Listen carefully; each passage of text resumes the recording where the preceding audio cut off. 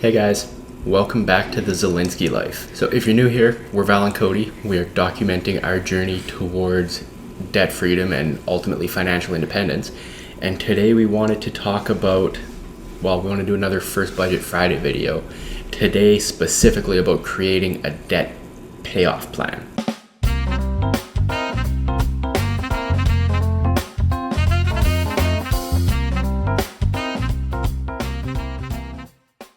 All right, so let's talk about making the plan to get out of debt, which I know can feel very overwhelming.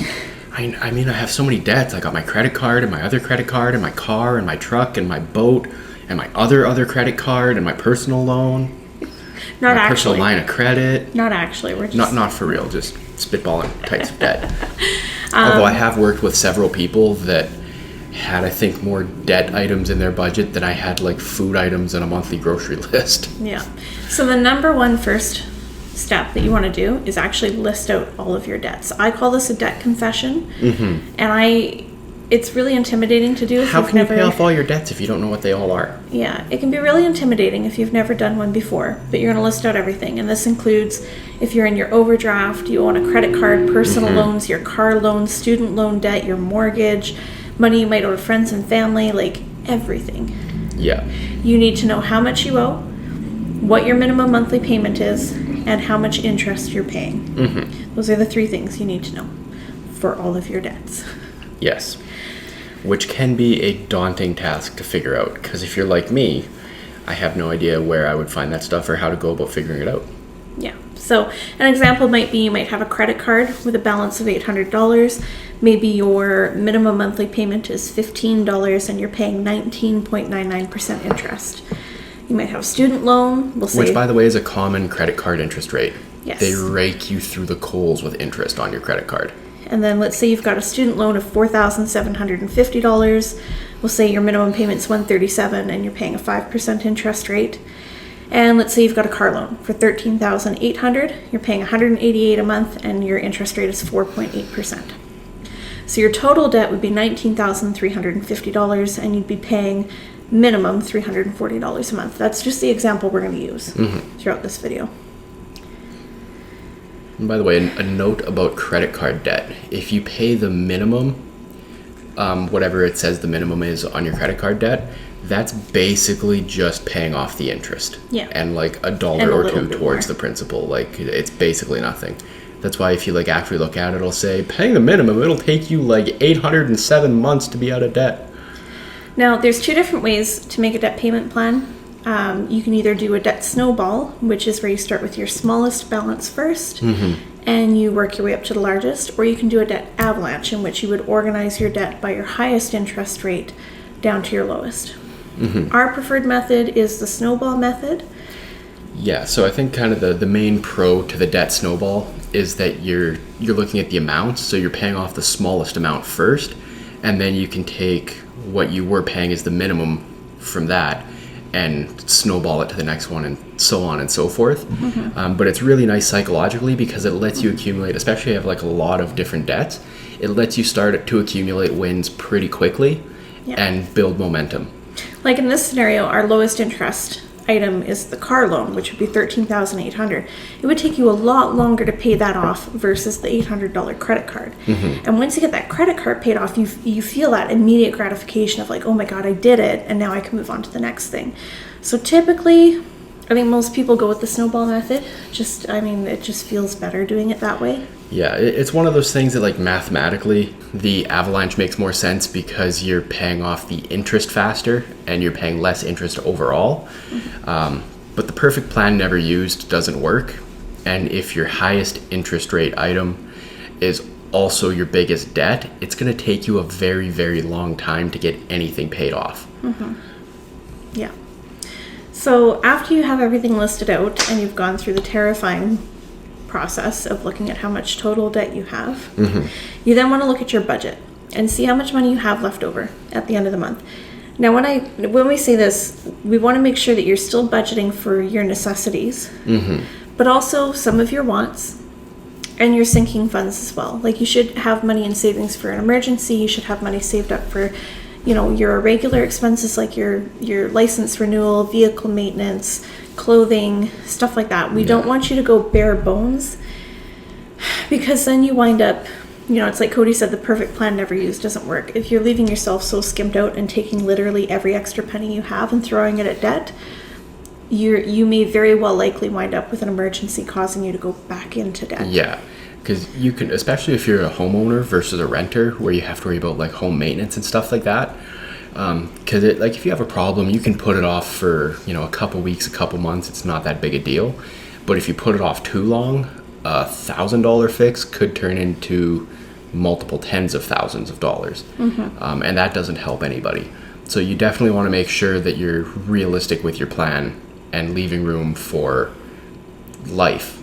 Yeah. Because if you can look at your numbers and it's only going to take you 2 months to get completely out of debt, go hard. Eat just rice and ramen. Do whatever you have to do to get it done fast, because you can do it in that short sprint amount of time. But if it's going to take you a year, 2 years, 3 years to get out of debt, it's not sustainable to live like that in the long term. Yeah, you can put off the oil change in your car for a week or two if you have to. If you try to put it off for a couple of years, eventually you're going to need a new car, and that is much more expensive than an oil change. That's right. So once you figured out how much you realistically have left at the end of the month, that's what your debt snowball amount will be. It might be an extra $100, it might be an extra $600. That's the monthly amount that you're going to pay on top of your minimum payments every month. Now you can do other things too, like if you've got stuff you're not using around the house that you want to sell, you got clothes that you can sell on like Poshmark or something. Maybe you've got like a talent for taking photos and doing photography and you want to start doing that on the side. You can increase your income, sell things, and use all of that money made to put onto debt. But today we're going to focus more so just on the realistic, long-term, consistent, repetitive extra payment that you can make. So we recommend that you use a calculator to figure out how you want to do your plan. We personally use a website called Stebt, STEBT, I'll link it down below, .com, and it gives you the option to do Stebt. I don't know how to pronounce it, but it's a really good tool. You can either look at your debt payoff plan from the perspective of a debt snowball or a debt avalanche. It'll give you the option to sort your debts either way. You can add debts in, you can put in your percentage for your interest rate, your payment, your balance, all of that stuff. It's a really good tool. It is a phenomenal tool. Yes. And because it has both the avalanche and snowball method kind of built into it, you can flip back and forth to see, if you just really care about paying the least amount of interest over time, or if you just care about getting the smallest thing taken care of and start seeing those wins right away. It'll show you a complete breakdown of both and let you see what the difference is in terms of the amount of money paid towards it before you're out of debt, as well as the amount of time it'll take. Yeah. Now, I do believe that there is a free basic version that you can use. I paid to upgrade ours for a few extra features that it had, but it wasn't much. I think I paid $8 or $13 or something for a whole year of it.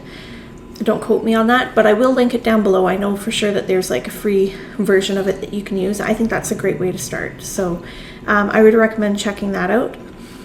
And we're just going to go through the example again of what we gave at the top. All right, so in our example above, the $19,350 in debt, if you made only your minimum payments, it would take you 67 months to pay off that debt. It's a long time, guys. That's more than 5 years. And you might be thinking, well, $340 a month, that's manageable. It's a small amount of money every month. I would take the 5 years.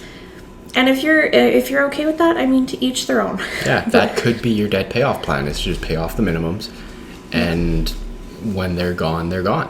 But we are big believers that even $340 a month, if you're in your early 20s, and you were to invest that $340 a month into a decent portfolio, that is a lot of money come retirement time, potentially a life-changing amount of money come retirement time.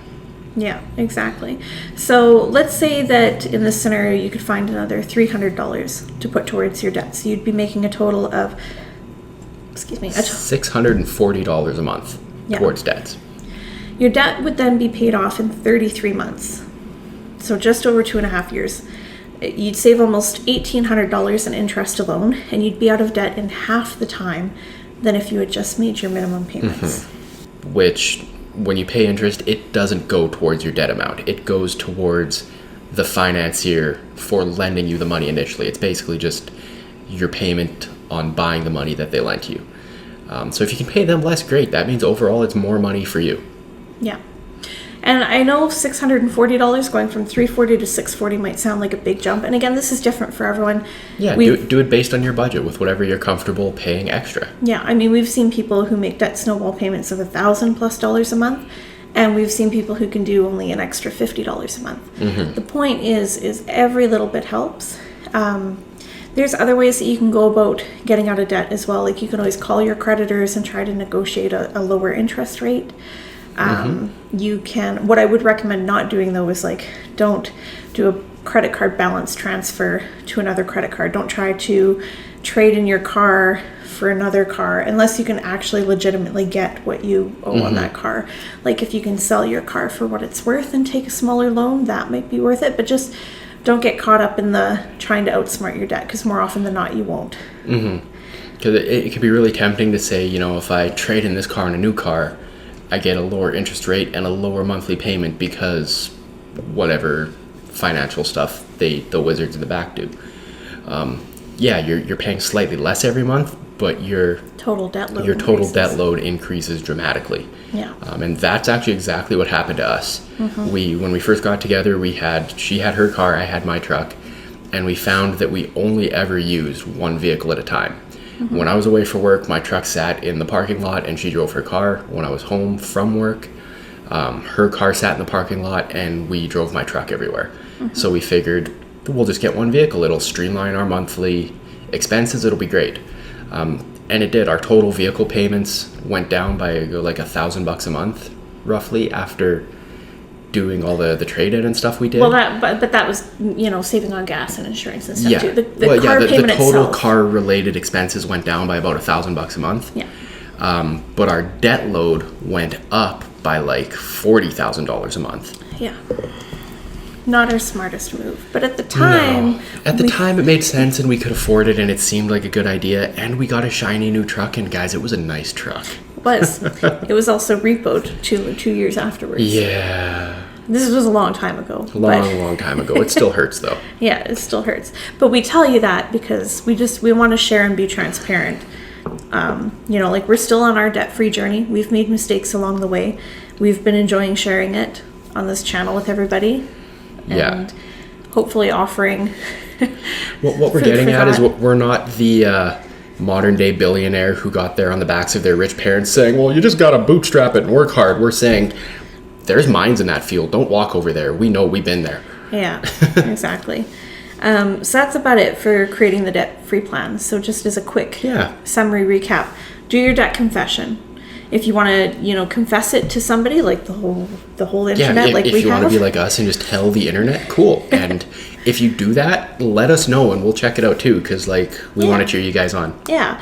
Or maybe you just want to like write it down and put it somewhere where you would see it and it'll keep you motivated. I understand that debt is something a lot of people carry shame around. They don't necessarily want to share that, and that's okay. You don't have to. But sometimes it helps to have that accountability and that motivation. Yeah. I don't think debt should be something that we're ashamed of, but I definitely think that it's something that needs more education. People need to be more educated around it. I wish I had been at a younger age. And there needs to be a more comfortable space created for people to talk about it so that they feel like they can get help getting out of debt. Yeah, exactly. Instead of just being shamed into a corner of carrying it forever. There's no shame in having debt. Pretty much everyone does. It's been the societal narrative for like 60 years now. I'd be shocked if you didn't have debt.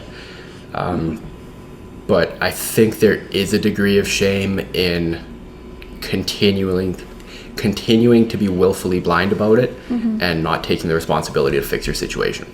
Yeah. So do your debt confession, stare your debt in the face, don't be afraid of it anymore. You got this, you can create a plan, figure out what you can throw at it extra every month, and dig yourself out of that hole. Everything starts with a plan. If you know what show that's from, hit us up in the comments. We're not going to tell you. Yeah. But yeah, that's it for today's video. We just kind of wanted to go over that. I think we have 1, maybe 2 more videos coming left in this series for the first That we got Budget planned Friday. so far, yeah. I think, also let us know in the comments if there's anything else you'd like us to cover more in depth, or something else you would like us to cover all together, as it might pertain to like trying your hand at budgeting for the first time, or making your first budget. Yeah. Because I think ideally what we were looking for was, we were thinking of someone who was like right out of high school pretty much, working their first job, just trying to figure out how to get ahead of the financial problems. Yeah. Or just maybe graduating post-secondary with a bit of student loan debt, you know. Yeah, and It's just trying to get ahead of it before it becomes, go see the dragon when it's this big and not the size of a house, and it's easier for you to deal with. Yeah. That being said, I mean, if you're in your 30s or your 40s and you're in a massive amount of debt and you've never done a budget before, this whole series is for you too. I mean, it's for anybody struggling with their finances, really, like we were. Are. Once upon a time. I feel like we're a lot better now. Much better than we were. There will always be trials and tribulations. And that's okay. And so many mistakes. But that's it for today's video. That's it, that's all. So, yeah, if you like it. If you don't like it, dislike it twice. Subscribe if you haven't. Ring that little bell to get notifications. And so you can see us on the next one. And until then, we'll see you on the next one. Bye.